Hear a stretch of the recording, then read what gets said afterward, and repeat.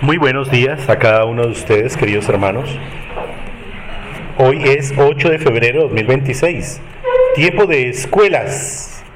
Los niños suben con Patti a la escuela dominical. Hoy como que vas a tener más estudiantes.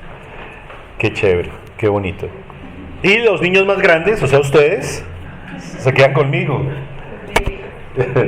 No, ya no, niños grandes. Bueno, el tema se puso interesante. Isaías se puso muy interesante. Porque, tal vez haciendo un resumen, el tema que, como lo hemos visto en las semanas, en los domingos pasados, es que estamos en el contexto global, estamos en las tres partes de Isaías, que lo vimos, los personajes sobresalientes, sobre todo los reyes, que nos falta y no es hoy. Hoy toca ver otra parte muy importante del contexto.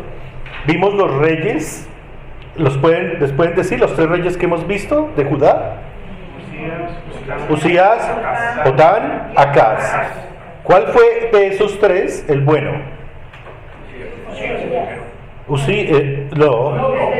El del medio, Jotán.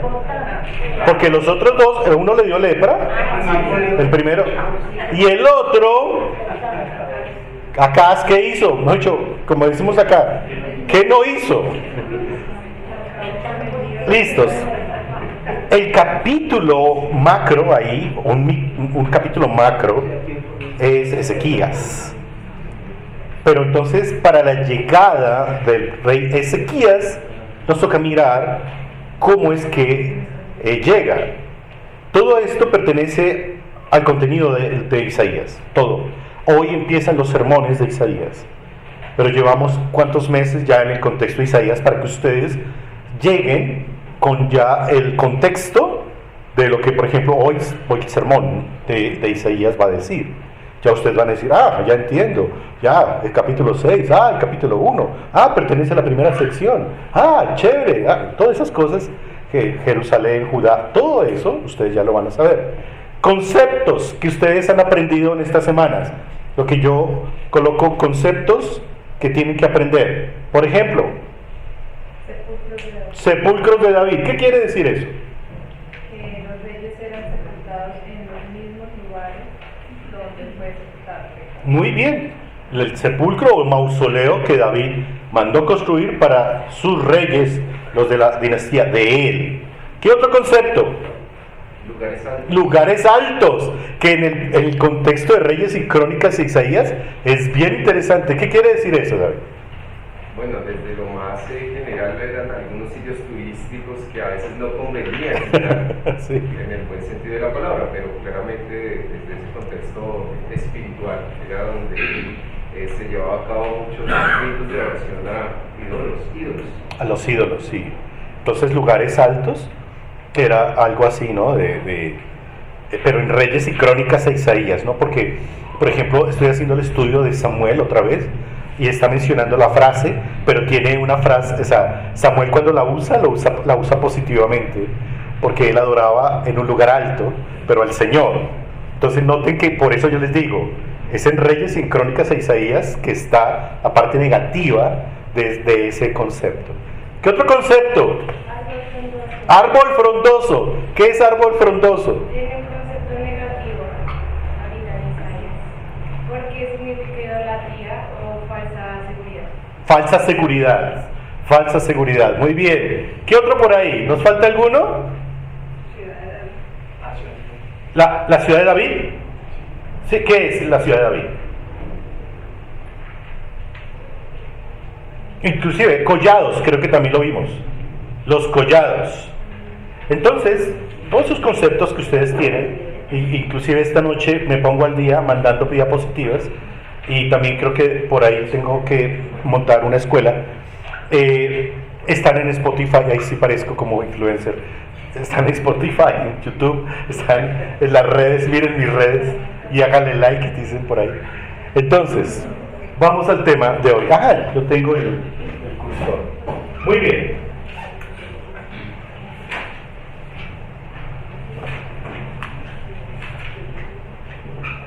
Reyes ahora de Asiria que hemos visto.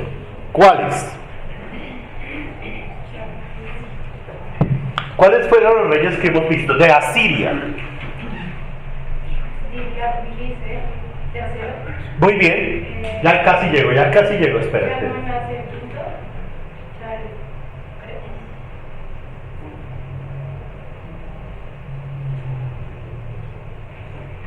Tiglat-Pileser III, entonces llamado en la Biblia también con Pul, ¿sí? Porque era muy largo y entonces dijeron Pul, llamémoslo Pul. Y entonces este hombre está en estos textos, Segundo de Reyes 16, Segundo de Crónicas 28, Segundo de Reyes 15, 19. ¿Listo? Yo creo que... tengo que apagar. Esas imágenes son de museos en Europa. Esta imagen, bueno, creo que no sé si se logra ver, pero... ¿Sí? ¿Se logra ver? Ahora sí. Como una sala de cine. Entonces, este hombre es Tiglat-Pileser Pul y reinó en este periodo. Se menciona en Reyes, Crónicas y en Reyes 15 también. El siguiente, que lo vimos, se llama Salmanasar, en castellano Salmanaser V. Esta imagen también está, creo que en el Museo de Turín. Y ojo con esta fecha, 726 al 722. Resulta que hay que tener en cuenta muchas cosas que en la Biblia, y que de pronto esa es una de las, en ocasiones, argumentos de la que sea, hasta liberales, que dicen que la Biblia no coincide en algunas cosas. Hay que tener en cuenta que la historiografía, la geografía, la arqueología, inclusive la antropología, la sociología, han sido herramientas para confirmar la historicidad del mensaje bíblico. El mensaje de las Escrituras es un mensaje que ustedes tienen que entender en un marco que se dio, para que podamos nosotros aprender de ese marco y aplicarlo aquí, a la vida nuestra. No es algo que está, como se dice hoy popularmente, en la nube. En la nube tenemos muchos archivos, pero no es tan lejano. Estos mensajes, por ejemplo, el que vamos a ver hoy y el que sigue hoy, son mensajes terribles, que tienen que ver con que lo vio Isaías. Estaba frente a su persona y a su llamado. Y estos reyes que pertenecen a la gran potencia o imperio, es algo muy importante, porque el imperio asirio ha sido uno de los imperios que marcaron la historia de la humanidad. Nosotros conocemos de pronto más del macedónico, de Alejandro, o del romano, porque es del Nuevo Testamento, ¿no? Del Imperio Romano, que tiene que ver con el Señor y los apóstoles, y la escritura del Nuevo Testamento fue en ese marco. Pero el imperio asirio, y ya lo vamos a ver ahora, es demasiado importante. Muy bien, busquemos y repasemos este texto de Segundo de Reyes 17, 1 al 10. ¿Quién lo quiere leer? El Segundo de Reyes 17, 1 al 10.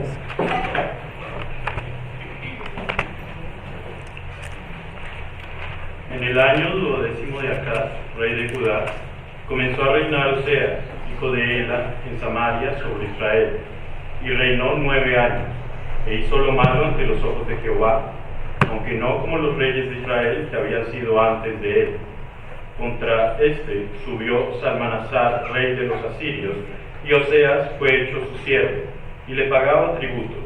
Mas el rey de Asiria descubrió que Oseas conspiraba, porque había enviado embajadores a So, rey de Egipto, y no pagaba tributo al rey de Asiria, como lo hacía cada año, por lo que el rey de Asiria le detuvo y le aprisionó en la casa de la cárcel. Y el rey de Asiria invadió todo el país y sitió a Samaria, y estuvo sobre ella 3 años.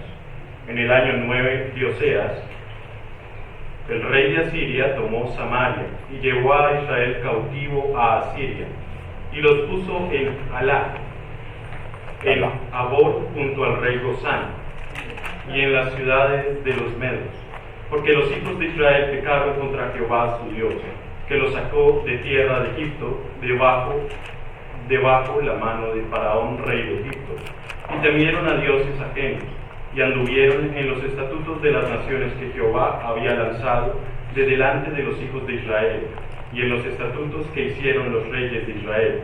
Y los hijos de Israel hicieron secretamente cosas no rectas contra Jehová su Dios, edificándose lugares altos en todas sus ciudades, desde las torres de las atalayas hasta las ciudades fortificadas, y levantaron estatuas e imágenes de Aserá en todo collado alto y debajo de todo árbol frondoso. Gracias, Nico. Entonces, si nosotros decimos que el ministerio de Isaías fue en Judá, Jerusalén, Judá, la narrativa que estamos aquí leyendo no corresponde a ese lugar geográfico, corresponde a las tribus del norte llamadas Israel. Pero segundo de Reyes 17, lo que leyó Nicolás, narra cómo fue el exilio definitivo de esas tribus.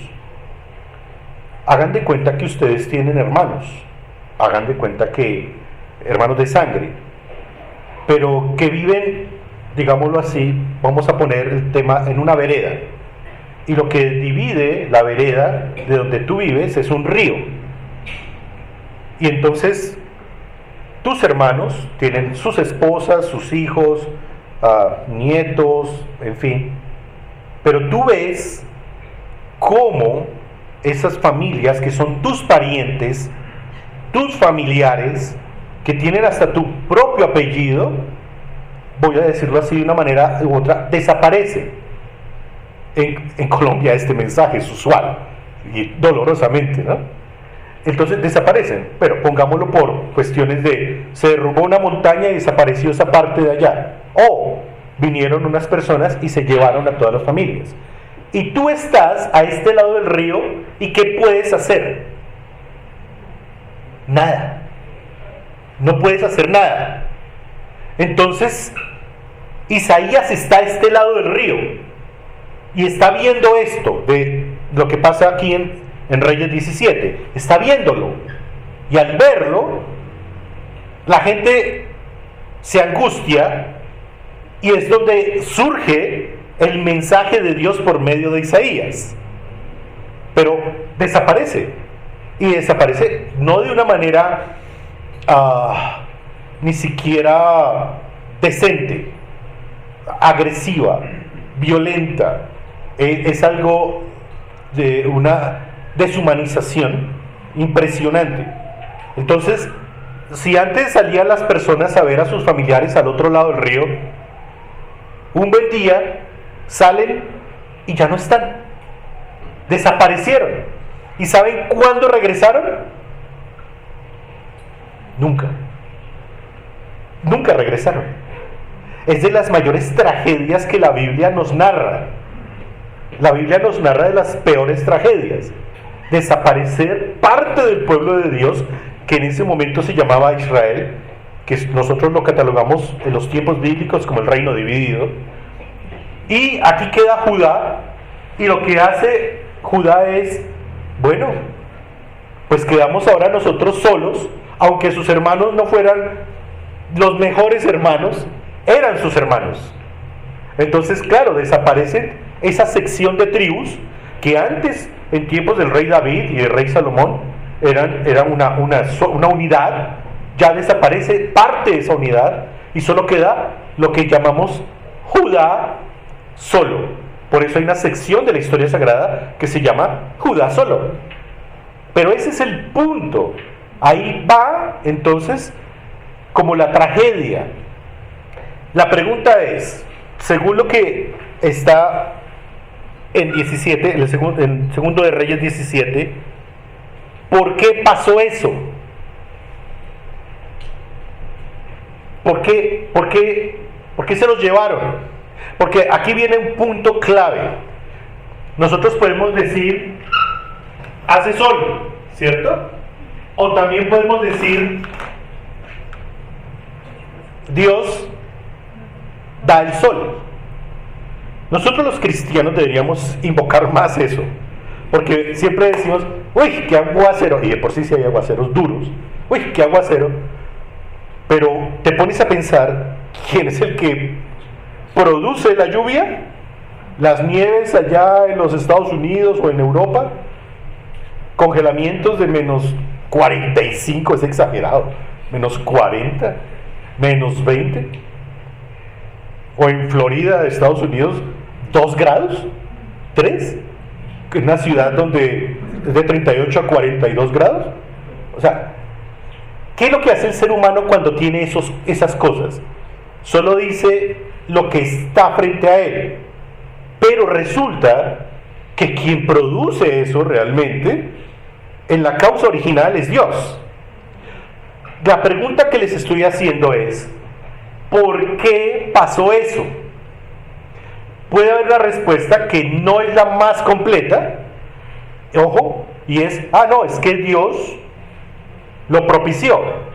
Sí, pero segunda respuesta a la pregunta, ¿por qué pasó eso?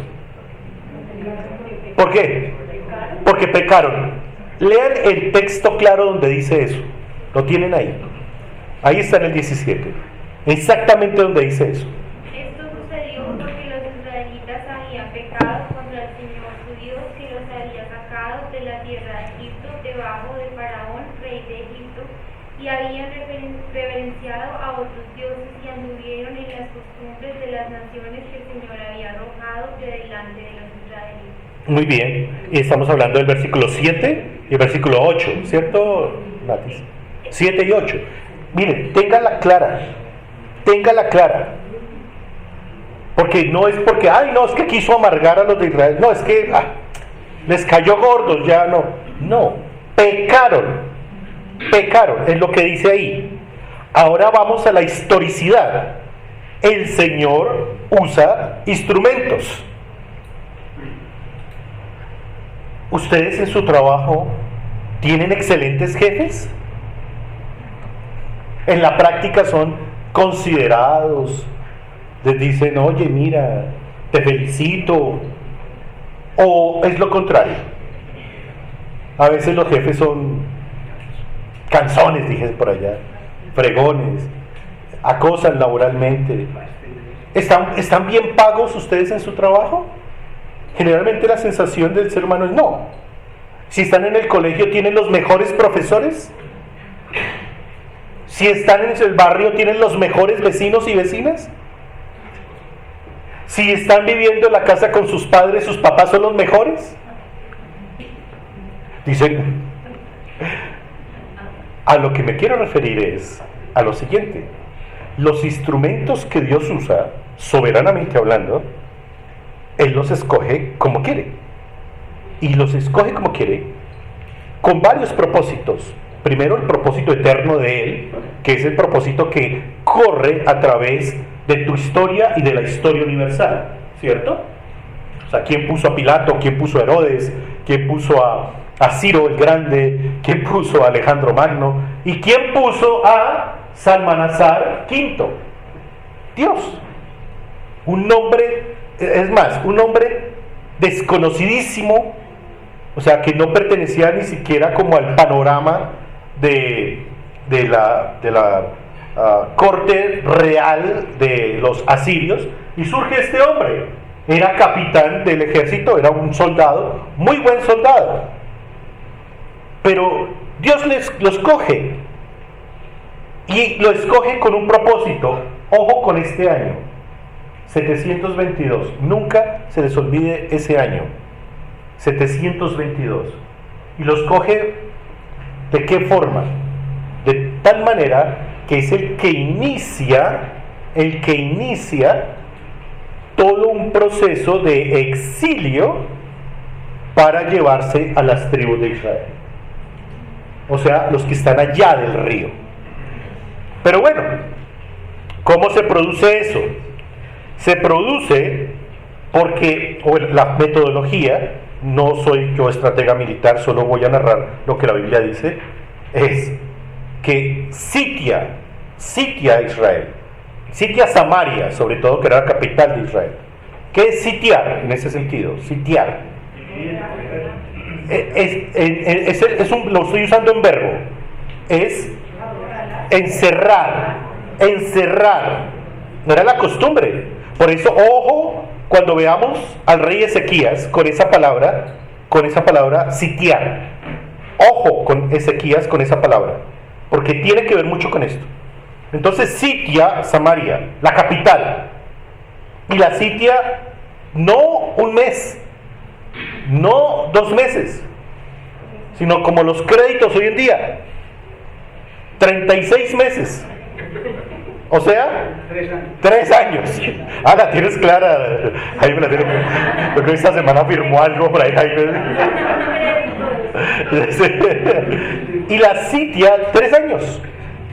¿Qué pasa cuando se sitia o se encierra un lugar? ¿Qué es lo que empieza a manifestarse? Escasez. ¿De qué? Comida, recursos. Bloquean el acueducto. Si nomás se va el agua 12 horas allá en el apartamento, en la casa de ustedes, y uno se vuelve loco. Que coja baldes y esto, los razonamientos, ¿recuerdan? ¿Qué será 3 años? Entonces no hay comida, no hay circulación, no hay comercio, nadie puede entrar, nadie puede salir. Entonces, ¿qué empiezan a hacer las personas? ¿Qué empiezan a sentir? Desespero. ¿Qué más? Angustia, sí. Miedo. Los absorbe el miedo, el terror y la debilidad física y emocional. Y prácticamente cuando el ejército de Israel el ejército asirio llega a Israel, pues ¿qué oposición encuentran? Ninguna. Así era el estilo, y no solamente de Asiria, obviamente, no era solamente el estilo de Asiria, era el estilo de cómo era que los grandes reinos, las grandes naciones o imperios llegaban entonces a sitiar o a subyugar otras poblaciones. Pero vuelvo y les digo, cuando lleguemos al tema del rey Ezequías, es clave esta metodología, porque lo que se ha descubierto del rey Ezequías es extraordinario, en una estrategia impresionante que el Señor le dio. ¿Cómo va eso? ¿Se apagó? ¿Sí? Bueno, entonces, teniendo esto en cuenta, de Segundo de Reyes 17, cuando ya es el sitio y empieza el exilio, ya ese rey había muerto, Salmanasar, y está otro rey que hasta el siglo XIX después de Cristo, o sea, hace poquito, se desconocía que existía. Resulta que la Biblia, sobre todo en el Antiguo Testamento, claro, por ejemplo, cuando la Biblia menciona la palabra faraón, ¿ustedes con qué lo relacionan? Egipto. ¿Y por qué lo relacionan con Egipto? Por el éxodo, especialmente.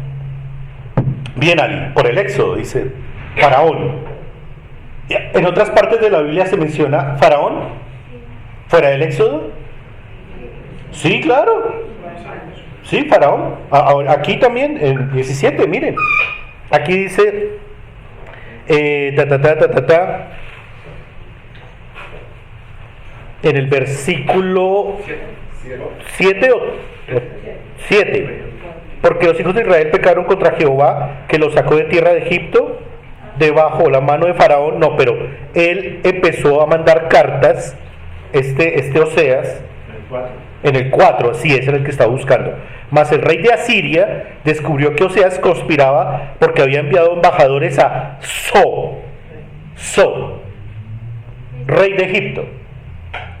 Claro, lo menciona como rey de Egipto, pero es el faraón, porque es el estilo de cómo gobiernan en Egipto. Aquí le pone el nombre, Pero en cada parte que dice Faraón, ¿ustedes le conocen el nombre? No. Y resulta que, tengo otro ejemplo, por allá en Génesis 20. Abraham, pues, tuvo un problema ahí de vecindad con Abimelech. Abimelech es una persona con nombre propio, ¿sí? Es una persona con nombre propio. Pero a veces Abimelech es un título, es como una posición. Entonces, claro, a veces nos toca mirar si se está tratando realmente de una persona o se está tratando de un título. A continuación, busquemos Isaías capítulo 20. Voy a tomarme un momento para mirar la presentación en el celular.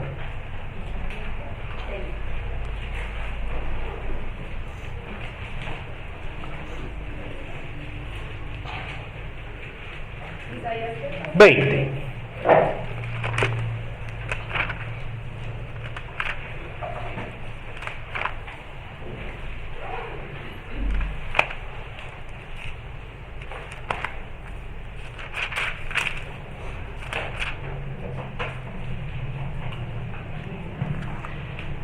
Y resulta que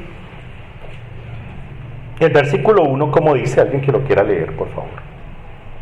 El año que vino el Tartán Asdod, cuando le envió Sargón, rey de Asiria, y peleó contra Asdod y la tomó. Muy bien. En el año que vino el Tartán, y uno lee eso y en el castellano nuestro, aquí en Latinoamérica, menos en Chipcha, el Tartán es el comandante capitán del ejército, para que lo tengan en cuenta. Reina Valera contemporánea lo traduce mejor. Entonces, en el año que vino el Tartán a Asdod. ¿Qué es Asdod? Una ciudad. Ay, gracias. Ahí ya tenemos la presentación. Una ciudad, Asdod. ¿Listo? Todavía no nos ubiquemos dónde es Asdod, pero es una ciudad de Israel. Inclusive, punto arqueológico extraordinario hoy en día también. Entonces, cuando lo envió Sargón, rey de Asiria, y peleó contra Asdod y la tomó. Resulta que es la única vez que se menciona a Sargón. Y muchos decían en aquel entonces, bueno, creemos que más bien es el título, es un título que se le dio a Salmanasar, como Sargón, o como por ejemplo en tiempos de Esdras, Nehemías, Esther. Recuerden que los gobernantes de Persia se llamaban los sátrapas, ¿recuerdan? Los sátrapas. Entonces mucha gente dijo, no, es que esto del Sargón yo creo que es un título que se le dio como al rey. Pues resulta que no. Es la única vez que está en la Biblia Sargón, rey de Asiria, y todos pensaban, hasta el siglo XIX, que era este mismo Salmanasar el que había ocasionado el exilio de Israel. Y resulta que Isaías menciona esto, Isaías 20, miren, no estoy usando reyes, sino el mismo texto de Isaías, y lo menciona de tal manera que le dice, es el rey. Y todo el mundo, no, yo creo que no. Pues resulta que les cuento una historia muy interesante, como se descubren muchas cosas. Por allá en Irak, por allá muy cerca a una ciudad que de pronto ustedes, si han visto noticias en los últimos 10 años, se llama Mosul. Si alguno de ustedes saben qué es Mosul, lo felicito. Si no, tranquilos, también los felicito, no tienen por qué saberlos. Resulta que ese Mosul fue centro de combate entre el Estado Islámico actual en el año 2014-2017, hace poco. Y hubo otra fuerza que era como una fuerza que contrarrestaba y que estaban otros países involucrados y que lo que hacían era tratar de proteger esa ciudad, Mosul. La pregunta es, ¿Y por qué es tan importante Mosul? ¿Cuál es la capital de Irak? Bagdad. Entonces, Mosul, ¿por qué es importante? Aquí viene el tema. Resulta que por allá en 1843, allá en esa región de Irak, estaban haciendo unas excavaciones, unos arqueólogos franceses, y habían unos campesinos, y le dijeron, vengan, es que queremos que ustedes revisen aquí, que es que estamos construyendo nuestras casitas, pero aquí hay algo, y echaban pala, y echaban pala, y echaban pala, y entonces esos arqueólogos dijeron, sigan echando pala, que parece que esto es importante. ¿Y qué descubren?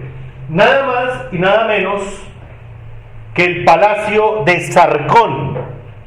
El Palacio de Sargón tiene más de 200 habitaciones, y también llamado el patio, ahí le coloqué patio de Horshabat.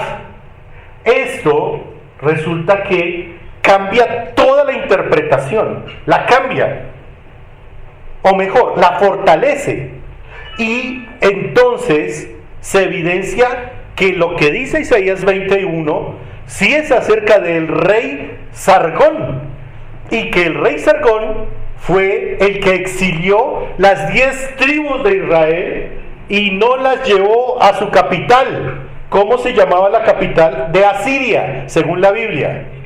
Nínive. Y resulta que Nínive era un pueblo ahí, los llevó a otra ciudad.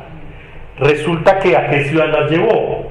Las llevó a lo que llamamos, o lo que los especialistas la llaman Jorsabad, que queda en la ciudad, cerca a la ciudad de Mosul. Actualmente ni se puede entrar, toca entrar con permiso. Y este palacio que se descubrió, miren lo impresionante, me faltó la foto de cuando estaban excavando, era impresionante, muy impresionante.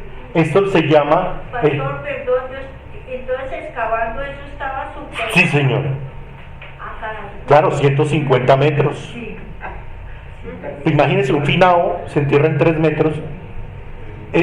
Esto está a 150 metros. Entonces, excaven, es que me faltó la foto, qué lamentable. Pero de pronto en internet, si ustedes colocan Palacio de Sargón, ustedes pueden encontrar la foto de cuando descubren. O sea, echan el palazo y encuentran piedra. Entonces los campesinos lo que le dijeron a los arqueólogos fue, esto es algo, o sea, es que aquí queremos construir nuestras casas. Y los arqueólogos dijeron, aquí esto es algo importante, sigan excavando.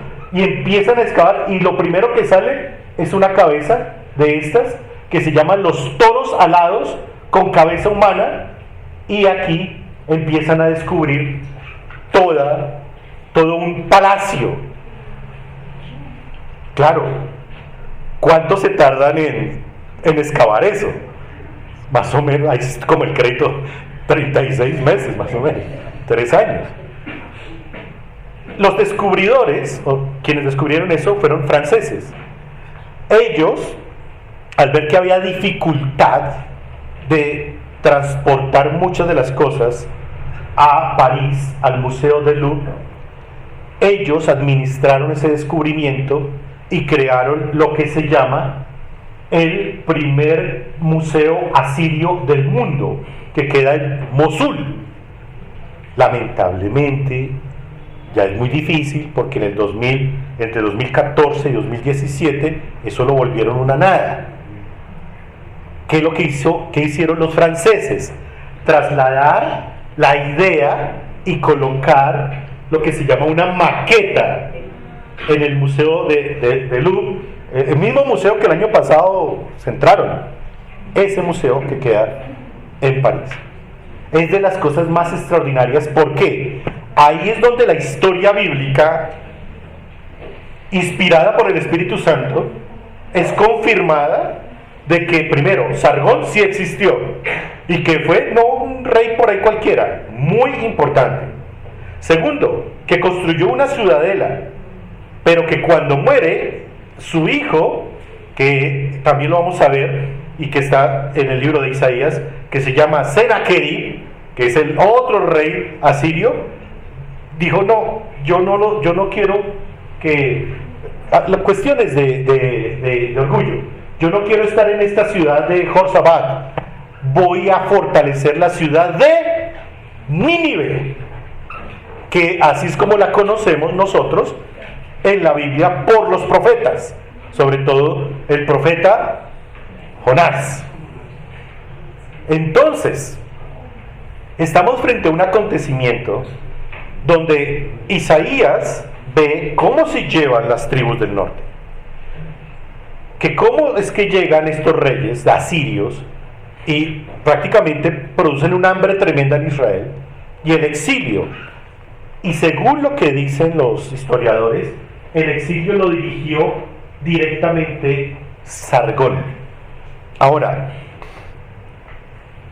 ¿ustedes han escuchado la palabra Estela? Claro, ustedes pueden tener la prima Estela, la hermana Estela, la tía Estela, el hijo Estela. ¿Algo más que ustedes puedan conceptualizar con la palabra Estela? Bien, una avioneta, un avión o un cohete, una nave, y deja como un rayo sin viso. Entonces dice: dejó esa estela, ¿sí? Pero nosotros la vemos en el horizonte, o sea, la vemos horizontal, ¿cierto? Horizontal. Ahora, hagan de cuenta eso que está horizontal y lo ponen vertical. Y resulta que en la arqueología, en los descubrimientos que se hacen, existe lo que se llama la estela. Hagan de cuenta este atril, pero en piedra. Y con una escritura que no es como la nuestra. Nuestra escritura va de arriba para abajo, izquierda a derecha. La escritura que se descubre, o las escrituras que se descubren de tiempos mesopotámicos del siglo VIII, VII, inclusive siglo IV, son de abajo para arriba y son piedras, y se sigue escribiendo, y se sigue escribiendo, y se sigue escribiendo, y se sigue escribiendo. A eso se le llama estela. El descubrimiento que se hace dentro del palacio de Sargón es que él mismo escribió su propia narrativa de Segundo de Reyes 17. Él mismo escribió eso. Él mismo dijo: yo exilié a los hijos de Israel, a los israelitas, por haberme traicionado con el rey de Egipto. Lo mismo, claro, no es inspirado, pero confirma la narrativa de Reyes. Si llegamos a un punto, estamos frente al momento donde la inspiración divina, por medio del profeta Isaías y el escritor bíblico de Reyes, es confirmado por los reyes, que ni siquiera eran hijos de Dios, eran paganos, pero fueron instrumentos de Dios para la disciplina de Israel. Y resulta que este Sargón, antes de morir, él no se quedó contento con que era solo Israel, sino también iba por ¿quién? Por Judá. Pero no alcanzó, se murió. Y tal vez los de Judá podían decir: ay, bueno, siquiera se murió ese desgraciado rey. Pues no, el que quedó peor, que es el gran rey, así se llama, Senaquerib. El gran Senaquerib. Y Senaquerib tiene que ver mucho con Isaías. Tiene que ver mucho. Si aquí en Isaías 20 ya aparece Sargón, pues Senaquerib tiene que ver mucho con Isaías, porque es el que amenaza a Judá y dice: aquí yo vengo a terminar lo que mi papá, por decirlo así, y mi abuelo empezaron. Y ahí vamos a ver unas narrativas muy interesantes en Reyes, muy interesantes en Crónicas, y el profeta Isaías, en medio de esa situación, predicando la palabra de Dios. ¿Cómo les parece ese contexto, hermanos? Interesante, ¿cierto? Bueno, que el Señor permita que algunos de ustedes, y si me llevan si quieren, vamos y miramos estos. Bueno, punto, o sea, pie de página. La UNESCO tomó la administración de Mosul en su parte cultural y se llama algo así como volver al espíritu de Mosul, porque Mosul es un sitio de historia bíblica muy impresionante. Entonces la UNESCO está tratando de reconstruir, pero bueno, ustedes ya saben las dificultades que hay en esa zona entre el Tigris y el Éufrates, que es algo complicado. Bien, ya creo que ya vimos esto. Vamos al mapa, Julis, por favor. La historia bíblica, la historia sagrada o cualquier otra historia tiene que verse también con los ojos de la geografía, ¿cierto? Bien. ¿Puedes ampliarlo? Yo creo que es el segundo. Ahí, perfecto, gracias. ¿Ven esta cosita aquí, chiquitica? Eso es Judá. Eso es Judá.